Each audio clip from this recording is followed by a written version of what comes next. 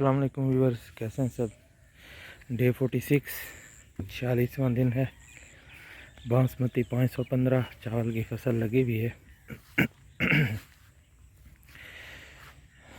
पानी हम एक दिन लगाते हैं, अगले दिन हैवी होता है कि यही प्रॉब्लम होता है ऊंची ज़मीन का। और इसका फ़ायदा भी यही होता है कि आपको चावलों को ताज़ा पानी लगता रहता है।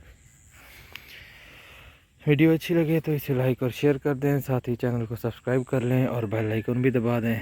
चावल की फसल माशाल्लाह बहुत बेहतरीन हो चुकी है। तो पानी हालांकि कल लगाया था सुबह तक, और आज पता ही नहीं चल रहा कि बिल्कुल थोड़ा बहुत ही बाकी है। आज फिर कोशिश करेंगे, क्योंकि पीछे से पानी है तो फ्री, अभी तक आ गया तो सारे को लगवा देंगे दोबारा से। वीडियो अच्छी लगे तो लाइक और शेयर कर दें, साथ ही चैनल को सब्सक्राइब कर लें और बेल आइकन भी दबा दें। आज के लिए इतनी काफ़ी है। Thank you very much. अल्लाह हाफिज़।